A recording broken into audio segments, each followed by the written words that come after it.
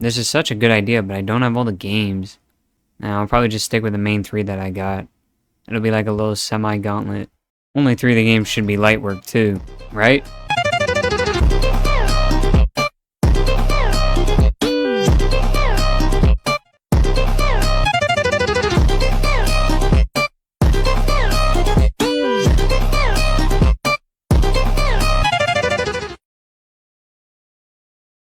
So a little earlier in the month, I came across this video made by a guy called The Bones 5, and the challenge he was doing was what he called the FNAF Lock Challenge.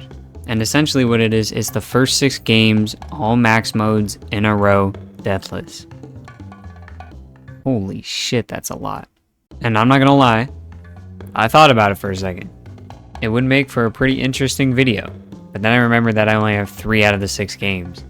You guys fuck with the background though? It's pretty fire. Come on. Come on. And trust me, I did look. I looked at how expensive they were. The 3 games I needed came to about $21, which isn't a lot, but you know. So instead, I just decided to rock with the 3 games, and it's still 3 max modes, so it's not easy. It's still gonna be difficult. We also have the most boring max mode in FNAF 6. Like, take a look.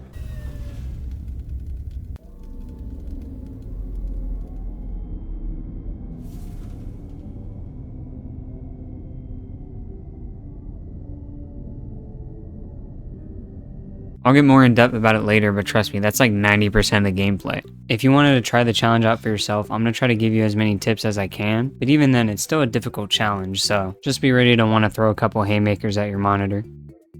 Okay, now let's talk about the rules. Rule number 1 is no dying, but that's obvious because, you know, it wouldn't be a challenge if we could die. Rule number 2 is if your game crashes, it counts as a death. This might seem very specific, but trust me, it happens. And then rule number 3 is no glitches. The only glitch I know about is that like double camera thing on FNAF 2. What this does is it tricks the game into thinking you're looking at 2 separate cameras when you're actually only on the one winding the music box. And I just decided to wipe that out completely. And with that all said, we can now start talking about the first game in the challenge, Five Nights at Freddy's 2.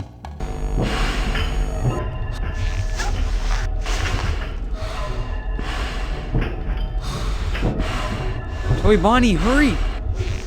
Why? Why were you? Why?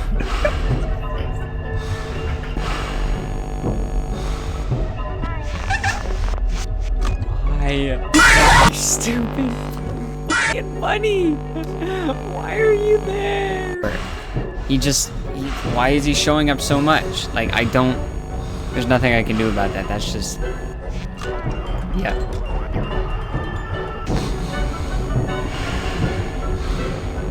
Do it, Foxy, I swear. Dude!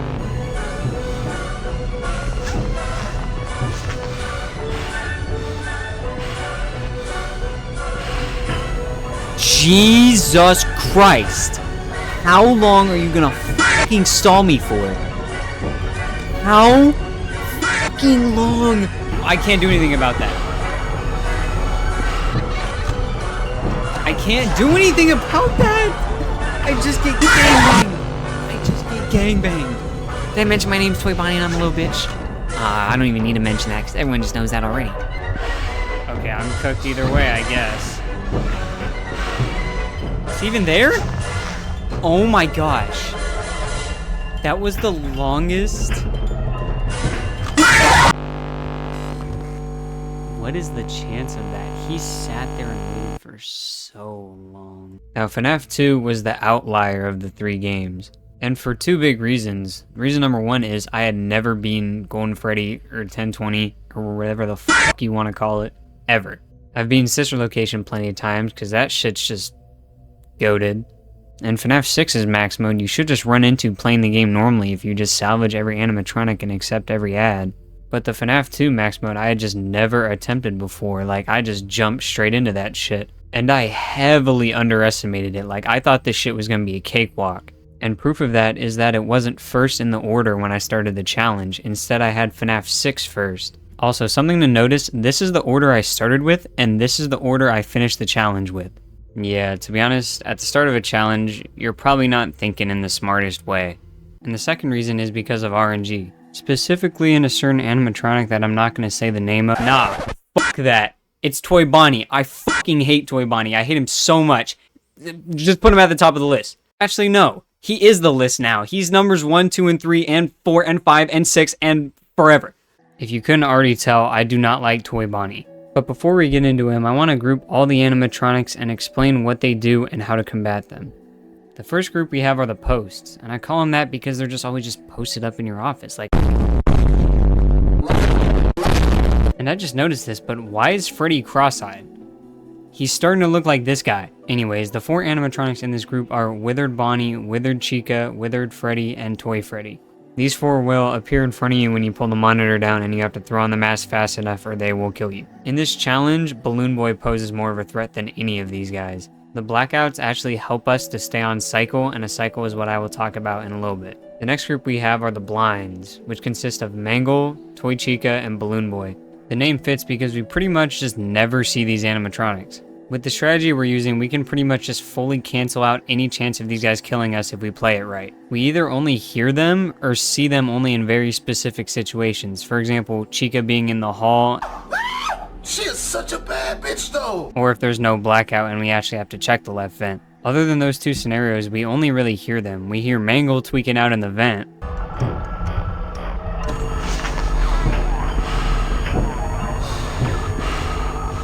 Or we hear Balloon Boy's stupid ass voice. Hello. Shut the fuck up, Balloon Boy. So those 3 are also no problem. But the actual challenging part comes from the next group, the trying to be difference. Now you might be asking, Spilly, that name is dog shit. Could you not think of a better name? No, I couldn't think of a better name. The name's really fitting though, just wait. The 3 animatronics in this group are Foxy, the puppet, and... The name is fitting because these 3 just had to be different from everyone else. Technically, Golden Freddy would also be in this group, but I just left him out because he's just useless. First, we're going to talk about the puppet. The only reason we need to pull up the cameras is to make him happy. And we do that by winding the music box. The puppet alone is not really hard to deal with, but when paired with the asshole tickler, he becomes very hard to deal with. The music box takes around 15 seconds to go all the way to 0, plus the added amount of time depending on the puppet's RNG. Assuming we get super unlucky and the puppet attacks almost immediately, we can only not wind the music box for 16.5 seconds. Now take into account a blackout plus a Bonnie attack is roughly around 13 seconds. This is why the music box was a really reoccurring issue. This is also assuming Toy Bonnie waits only 3 seconds instead of his usual fucking 10 minutes. As well as assuming we were full on the music box to begin the attack. Next, I'm going to bring up Foxy. Now, I dislike Foxy in this challenge for a very specific reason. He's the only animatronic that genuinely jump scared me. For every other animatronic, I would deadass just like straight face their jump scare, like expecting it or not. But for him, even when I was expecting it, it would still like make me jump. We'll get into that and how it played a part in the challenge later. But now I want to look into why Foxy was such a problem. So Foxy is the only animatronic that isn't fooled by the mask. He'll sit at the end of the hall for pretty much the whole night. And to keep him from flying at you, yeah, literally flying at you, you need to shine a flashlight in his face to reset his kill timer. I think he has a kill timer. I don't know if it's something different. I don't know too much about like his AI. In my earlier runs, Foxy was a huge problem. So I looked back at Bones' FNAF log video and saw that the way to combat Foxy was a timer. Without that video as a guide, I'd probably still be attempting to complete the game now, or I'd be crying on the ground because of dying to Toy Bonnie for the 80th time. But anyways, the timer not only shows us how close we are to the end of the night, but also lets us keep track of our cycles, which I brought up earlier. In this challenge, our cycle would be flipping up the cam to wind the music box, dropping the cam to meet a post in your office, flashing Foxy, checking the right vent, and then repeating. To keep Foxy from going airborne, we set time intervals for when to open and drop the cams. As long as we perfectly follow these intervals, Foxy should have no chance of killing us. My time intervals for this challenge were 1.5 and 5.5. What that means is the second I see the timer past 1.5, I open up the cam, and before it reaches 5.5, I drop the cam. We pair this timer with the right vent camp strat, which I slightly hinted at earlier when talking about the blinds. As the name implies, we just camp the right vent. The 2 animatronics that show up in the left vent, Balloon Boy and Toy Chica, are pretty much identical. They'll show up in the left vent, and to be 100% sure that they're gone, you need to hold the mask on for 5 seconds. This is where the strategy comes in. Let's say I pull the mask up the frame that the blackout is done. I would have had the mask on for a little bit under 5 seconds, about like 4.8 seconds. So as long as I keep the mask on for a little bit longer, there should not be any vent animatronic in the left vent. The way I perfected this was the literal second I could see a glimpse of the office, I would pull the mask up. So as long as there's a blackout, then we would never need to check the left vent. However, there's not always going to be a blackout, so in that case, we would check the left vent and then do whatever. The strategy also works on Mangle, but we always know when Mangle's there because she's just geeking in the vent. So in theory, if we keep the mask on for 5 seconds and stay on cycle, it should be easy, right? Yeah, no. No. You're forgetting about the ugly, stupid-looking, buck-teeth, blue fucking bunny. Hey everyone, if you don't want to hear me whine and cry about Toy Bonnie for 30 seconds, skip to this timestamp right here. I hate him so much. He's so annoying. Who would add an animatronic that could just totally ruin your night just because he wants to? If you play it perfect, Toy Bonnie can still fuck up your night. It's so annoying. Like, who the fuck do you think you are waving at? Put your hand down. If I had 3 wishes, which one would be Toy Bonnie to be real? I don't care if he's some fucking 10-foot metal animatronic. Never mind. He's 5'2". Yeah, he's fucking dead. Toy Bonnie, from the bottom of my heart, your ass, your shit fart, your buns. I hate everything about you. Your teeth are crooked. Your eyes are dumb. You have a shitty haircut. I hate you. This video pretty much represents what I would do to him. Give me back my fucking face.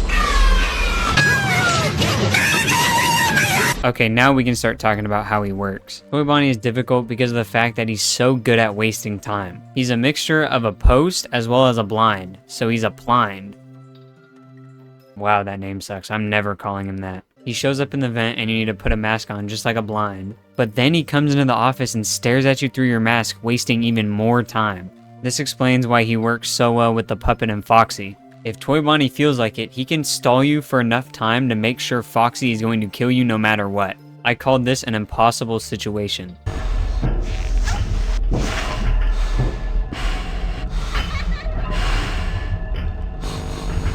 Jeez, Bonnie, could you take any fucking longer?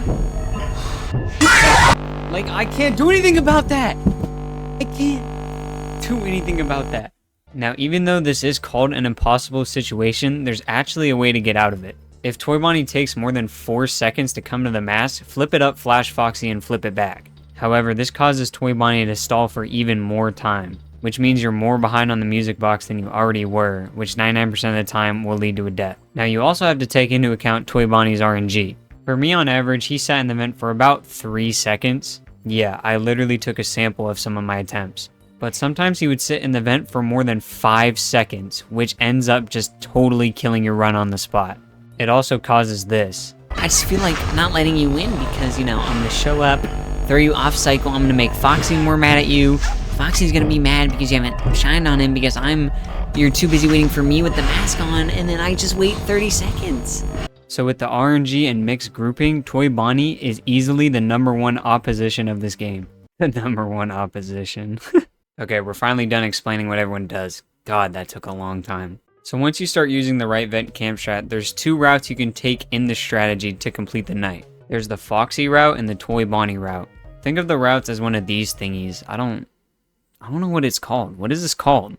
Anyways, taking one of the routes means you'll be more susceptible to the other. Taking the Foxy route means you cut the box short and don't wind it as much as you normally would to make sure Foxy has no chance of killing you. If you are attempting to do anything that takes completing this game, do not take the Foxy route. Taking the Foxy route will lead to you being behind on the music box the whole entire game, which means Toy Bonnie death after Toy Bonnie death after Toy Bonnie death. And trust me, this is the last thing you want to keep seeing. The only reason I took this route was because I didn't want to be jump scared by Foxy. Like, literally the sheer paranoia of actually getting scared, like, made me make sure he would never kill me. But then I learned how ass the route is, and I was like, alright, you know what? F this guy, I'm going the other way. The Toy Bonnie route means you do pretty much everything it takes to prepare for Toy Bonnie's bullshit. You stay in the music box a little longer. If you see Toy Bonnie in the vent, you try to line him up with your cycle intervals. And in general, just do your best to keep the music box full. So throughout my what feels like millions of attempts, the best way to complete the game in my opinion is to use the right vent camp strat with the timer on the Toy Bonnie route. And with this, I managed to get pretty consistent with the game. Not. I'm sorry, I've been doing that. I'll stop it. Or will I? Shut the fuck up! There's one scenario that can throw my whole plan into shit. It's called the worst case scenario. This is when in 3 back-to-back cycles, a blackout happens in all of them and Toy Bonnie shows up on the first cycle and the 3rd cycle. I'm pretty sure he can't even show up in back-to-back cycles, so this would mean he comes back as soon as he can. If this happens, you can kiss your run goodbye because that shit is long gone. You don't really have enough time to get all the music box back that you lost from the first Toy Bonnie appearance, so you just kind of have to sit there and just accept that you're dead. Anytime this happened to me, I would just sit there and rethink my life decisions, and then I would go take a break. And then sometimes they kind of just have the audacity to just laugh at you. What the fuck am I looking at? You just killed me, bro. I don't want to look at you anymore. The fuck off my screen. I don't know what the chances of that are, but I felt like he was just laughing at me. It just made me wanna... So yeah, it's a pretty difficult mode, but you just gotta learn how to master every element of it, and then you should get kinda consistent with it. As long as Toy Bonnie's not a little bitch.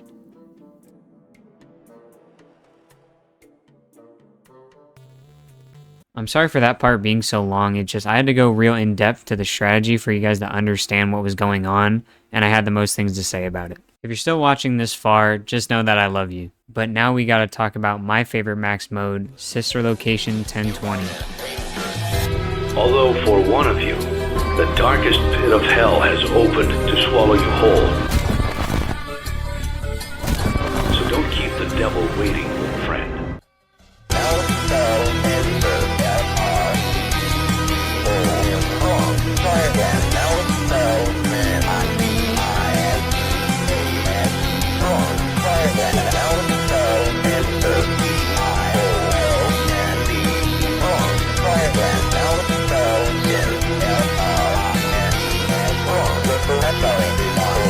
I just love this game so much, especially since it's so different from FNAF 2. FNAF 2 relies on really good timing and good luck, but Sister Location is just straight skill and sound cues. It's difficult, but once mastered, it's really easy. And I'm gonna say it now, I think I'm the GOAT of this max mode. Argue with the wall, I'm indisputably the GOAT. This max mode is the one we died the least on, and not only because I'm the GOAT. What the fuck is that doing here? Get that out of here. For 99% of the challenge, Sister Location was last in the order, which means we rarely even got a chance to die on it. My thought process here was Sister Location was the max mode that I was most confident in, so as long as we get to there, I should be able to do it easily. Yeah. Thinking like this was probably my biggest mistake of the challenge. I did have the game pretty much mastered and I had a lot of confidence in it, but I forgot about one thing. At the end of the run, I would be extremely nervous, like I was seriously shitting bricks. But for a good reason though. I hope. After going through the torture that is FNAF 2 and staring at a vent for 15 minutes, I did not want to go back. It's honestly pretty funny. I even gave myself a pep talk. I really do not want to go back. So I need to lock in and not sell. Amazing pep talk, am I right? Well, to be real, it didn't do shit. I was still nervous. And the night ended like this.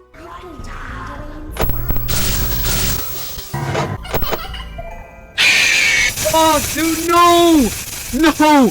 No! In this max mode, there's certain precise movements you have to do. For example, booping the little pink fucker's nose. But when you're nervous, it makes them all so much more difficult. And trust me, the hitbox on the nose is fucking huge. I just managed to whiff it. I'm gonna go more in depth about that in a little bit, but like FNAF 2, I wanna group all the animatronics, but I promise, it'll be shorter this time. The first group are the sound cues.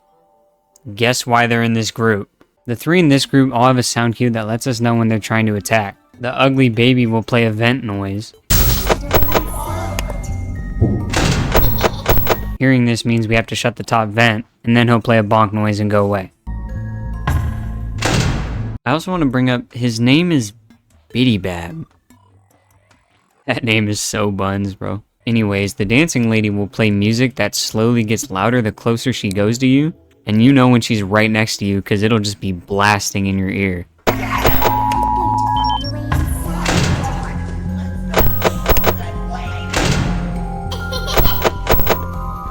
When her music's blasting, you just shut the door that you hear it blasting at, and you know she goes away when her music just slowly fades away. Left. Now those two are pretty straightforward, yeah, but it gets kind of confusing when you add Funtime Freddy. Funtime Freddy throws in a loop because he has more than one sound cue we have to listen to. First we gotta figure out what side of the map he's on, with there only being two options, left or right, and we learn this by listening to him run. Left. Once he goes to his side, he'll either say, right. This means he's sending Bon Bon to the same door as the side he's on, but he could also say, this means he's sending Bon Bon to the opposite door. Freddy, why? Please just stick to a single sound cue. Like, come on. This next group, I couldn't really think of a name for them, so whatever's on screen is what I decided to go with. As the name implies, these four cannot kill me no matter what. Now no, I did not accidentally copy and paste one of the animatronics. That's Mini-Rena 1 and that's Mini-Rena 2. And those are literally their names. Mini-Rena 2, as you can clearly see, just covers your face and doesn't let you see anything. And there's no way to stop this, so they're gonna be there no matter what. The other Mini-Renas will pop up on the cameras and you gotta shock them to make them go away. And they do it while dancing as well. If you don't shock them, they'll slowly drain your oxygen, and the lower the oxygen, the darker your screen gets. So if you're under like 40 oxygen, you ain't seeing shit. And I didn't accidentally put Biddy Bab again, like, come on guys, it's so obviously Electro Bab. They really thought, they really took a long time to think that one through. That name is so shit. Anyways, Biddy Bab will sit in the closet, and like the Mini-Renas, you have to shock him to make him go away. But instead of oxygen, he'll be draining your power. You guys get it? Electro Bab is draining your electrical power? Yeah? Yeah? The name sucks is what I'm trying to say. The value of the two Mini-Renas and Electro Bab is the same as about like 2/3 of a McDonald's french fry. What I'm trying to say is they don't really do a lot, and they don't really help anybody out in killing me. So, I don't know.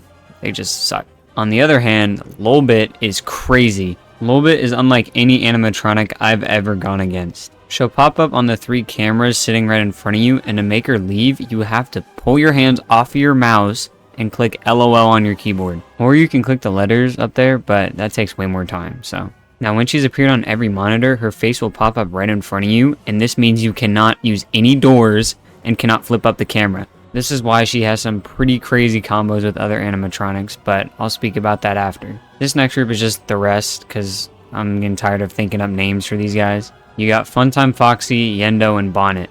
Funtime Foxy is pretty much the same as Five Nights at Freddy's 1 Foxy, because he'll just sit behind the curtain on some certain cam. But normal Foxy doesn't spit bars like this. A performance was demanded of me, and now I have delivered. Encore! Like, his lines are so cool. I don't know how you wouldn't be able to like this guy. But as long as you flip up the cam like once every couple seconds, he should have no chance of even coming out of the cove. Now we go from the coolest animatronic to like, I don't know, the most forgettable one. He's not forgettable because he's like useless. He's just forgettable. He's just kind of lame. Like, that's just how he is. I mean, look at him. He's just lame. He's pretty good on the 1020 night though. He'll pop up when you pull the monitor down, and to get rid of him you just flip it back up and flip it down again. But he'll also drain your oxygen the longer he's in your room. So he could kill you himself, or he could get you killed by not letting you see anything. Also, sometimes Yendo would just go invisible. Like, what?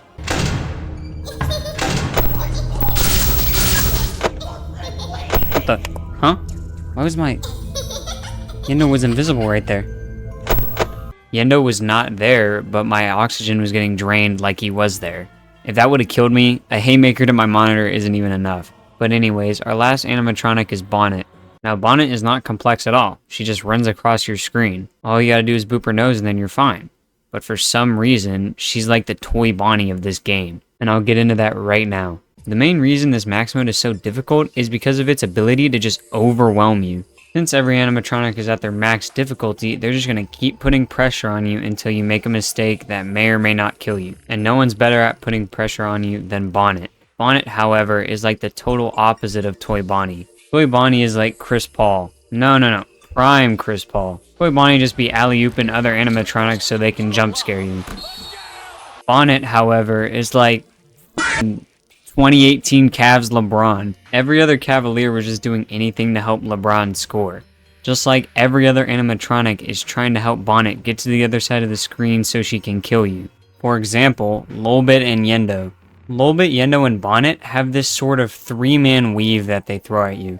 Sorry for everyone that doesn't know basketball, I'm using a lot of basketball terms here. This is when all three of them attack at once. If this situation happens, you have two options. It's either bonk the nose, flip up the cam, or flip up the cam, bonk the nose. This is a situation that puts a lot of pressure on you. The best case scenario would be you hit Bonnet's nose before you flip up the cam, but you do it fast enough so Yendo doesn't kill you, and then you just get rid of Lolbit. But say you miss Bonnet's nose and you have to flip up the cam to get Yendo, Bonnet will already be really close to the side of the room. So you need to get really good at bonking Bonnet's nose to be able to live these situations. But luckily, there's an actual strategy to doing that. This max mode luckily has hotkeys to shut the doors as well as pull up the cam. If these hotkeys weren't a thing, this night would probably be the most difficult max mode ever. And I'm not joking when I say that. If I had to flick my mouse to every button anytime I needed to, that would make me go insane. But since we can just click S to pull up the monitor, that means we can keep our mouse in damn near the same spot the whole entire night, right where Bonnet's nose is. But on my first couple attempts, I had been making a big mistake and I didn't even realize it until after. Here's two of my attempts side by side. Now one of these is the winning run and one of these is one where I died on 5 AM. Can you tell which one is which? Probably not, because they're not too different. The one on the bottom is the winning run. The difference between the two is on the top one, my mouse was on the right side of the screen pretty much the whole entire time, when instead on the winning run I was more kind of centered. Now when I look back at the recording, I saw this and I was like, why the hell am I on the right side of the screen? There's no point in me being on that side. But then it hit me. What game was I staring to the right the whole time on? The same game that I've died 100 times on. Since my mouse was on the right side of my screen like 75% of the entire challenge, I instinctively went to the right side when playing Sister Location. But why does this matter? Who cares if your mouse is on the right? Well, who runs from right to left? Bonnet. Bonnet also has a spawn that starts her in the middle of the screen. That clip I showed you earlier is the situation I just described. Bonnet spawns in front of my mouse and I have to chase her to the left side of the screen and I miss everything. And this is just straight my fault. Like there's nothing like about the game that I can blame. This is just straight up my fault. But once I learned to keep my mouse closer to the middle, there was only one thing that was in my way. My nerves. So I took a second to think and I was like, what could I do to not be as nervous while playing this game? Play it sooner. That's when I decided to switch it up in the order with FNAF 6. This led to me being more confident, which led me to relying all on my skill, and that seemed to work out great. Because, you know, I'm just the GOAT of this game.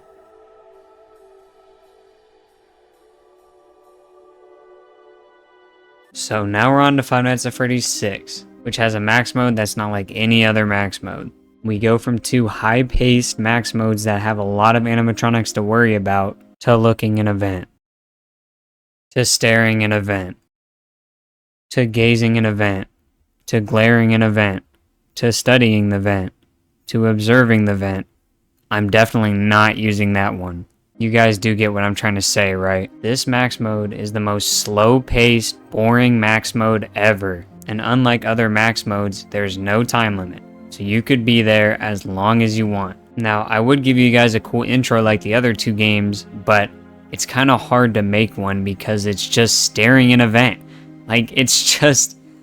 I hate this game. Also, if you watched my Cuphead video, you guys know I love pointing out design details. I want to know what child drew this abomination of a clown. Okay, let's all be real for a sec. Let's say your son, little Timmy, comes up to you telling you he drew a picture for you and he hands you this.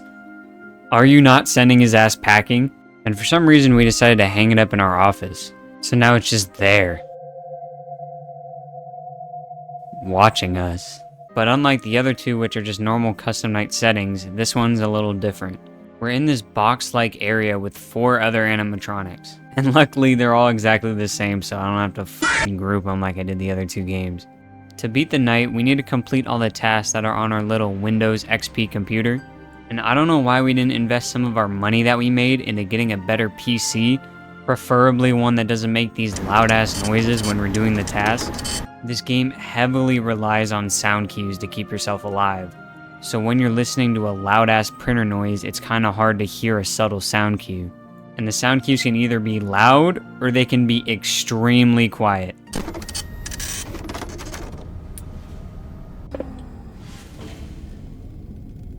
Now, I don't blame you if you didn't hear the quiet sound cue, because it is very quiet. I think you have a better chance of hearing a mouse fart 2 blocks away than hearing that. There's a total of 11 tasks that we need to do before we can log off. Yes, you're reading those right, and the groups of the tasks are slightly different. There's the long but quiet, short but loud, and then the long and loud. No, I'm not gonna call it the long and hard. It's not even that funny. Now, the only reason I ever struggle with this night is because of the long and hard, is because of the long and loud tasks. The task is so loud to the point where if there's one kind of silent sound cue, you're not going to hear it. And since it's so loud for a longer amount of time, it attracts the animatronics more. This taught me that the only way to beat this night is to be extremely patient. But however, being too patient is even worse. Here's one of my attempts that I had to speed up by 25 times. This was like, I think my 3rd or 4th time beating FNAF 2 and getting to FNAF 6, and I was playing extremely patient. As you can see, pretty much 99% of the night is just flipping from vent to vent and staring in it. I wouldn't wish what I had to go through on this night on anybody. This is psychological torture that literally made me despise this game. I'd never want to play this game ever again. I started this night around 7 minutes and 50 seconds. And I finished it at 28.5 minutes. So I sat on this night for over 20 minutes. God, dude. That's just insane. I'm kind of curious to what I said here, so I'm gonna go look at that. Okay, so that was a good 20 minutes of staring at vents. You played right into our hands. You, baby, I hate you. 20 minutes of staring at vents, dude. That is brain damage. That is literal just brain melting. That is so bad. That is actually the fucking worst. To put into perspective how long I took, my winning run took around 24 minutes to complete all 3 of the games. So the one game took around the same amount of time to complete 3 games. God, it's just so sad. And there's always bound to be that one death that just makes you the most sad. This was the one.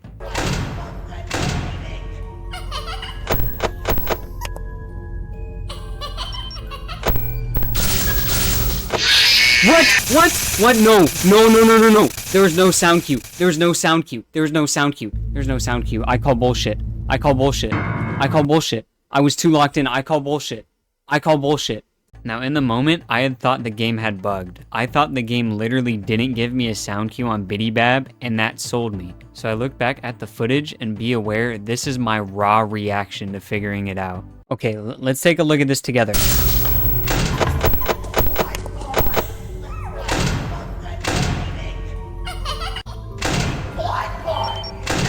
Freddy sends Bon Bon. He comes in the top vent.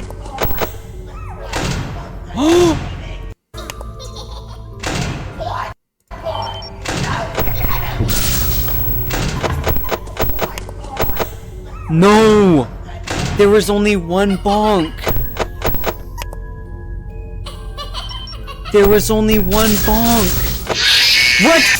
What? No! No, there was only one bonk! I sold! To explain what happened, Bon Bon and Biddy Bab had attacked at the same time. I had shut the door for both of them, but there was only one bonk, and it was on Bon Bon. But I had opened the top vent. Guys, I can feel it slipping away. So after staring at a vent for over 20 minutes, I had to go back and do it again. Not immediately, though. I took my ass to bed after losing like that. And I probably dreamed about, sadness or something. But then I found out a way to do the night way faster. And all it is an audio lure. This night gives you 3 tools that you can use to help keep yourself alive.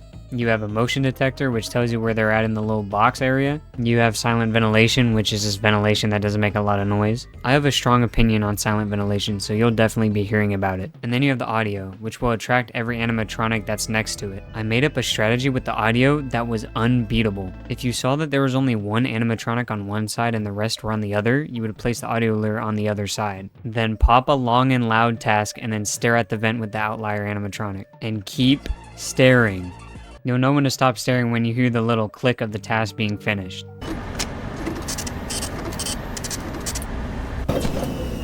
You also want to make sure that your fan is on while you're staring at the vent, and the second you hear the click, turn it off. Then once the coast is clear, you continue your night as normal. This strategy is really good because I'm 99.9% sure it's impossible for you to die here. Since all the animatronics are stuck on one side getting caught by the audio lure, the outlier animatronic has no other choice but to either get caught by it or attack you. But if they attack you, you're already staring at the vent that they would attack you in, so you can't die. The only situation that you would die is if one of the animatronics that was caught decided to just drop it and go attack you.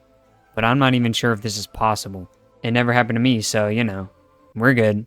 After finishing the task, you want to make sure to turn off your fan and your monitor. This will increase the range of your flashlight, therefore getting rid of the animatronics sooner, which means you can get through the night faster. Another problem in the night would be the ads that show up. These ads will cancel the tasks that you're doing if you decide to look at your monitor and they pop up. They're also loud and you have to stare at them for 5 seconds, which gives the animatronics options to move. But the ads only show up once per night, and there's a total of like 5, I think. And for some odd reason, they all show up at the start of the night. So if you just don't do the long and loud tasks early, then you should be able to burn all the ads, and that will get rid of them for the rest of the night. And now we have to talk about temperature. How the temperature works is if it goes over 120, the game ends immediately. You're just dead after that.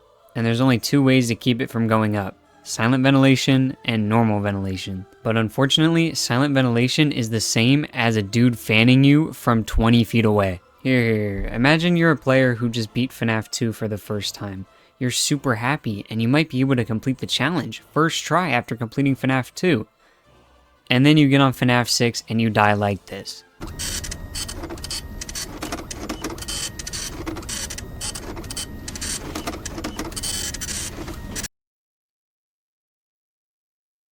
What? What? What? Are you kidding me? Yeah, I hate silent ventilation. Let's think about this realistically. What fan can't cool you down from 120 degrees? What kind of ventilation is this? But other than that one time, temperature really never did anything. But I still hate it just because of that one time. But honestly, in the end, FNAF 6 is like the game that I gained the most skill in. As long as you learn how to play patient and use the audio strat, this max mode should be light work. And with everything I just told you about, on one lucky run I managed to conquer the semi-gauntlet.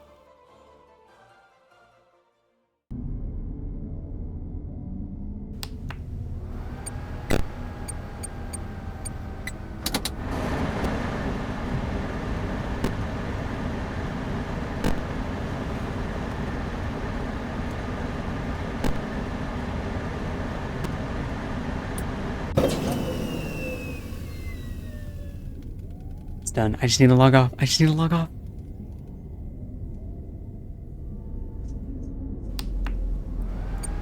done! Oh my gosh, it's done. Oh, I don't have to play FNAF 2 anymore. You played right into our hands. Shut up, you stupid bitch. Oh my gosh. Thank God. I don't have to go back.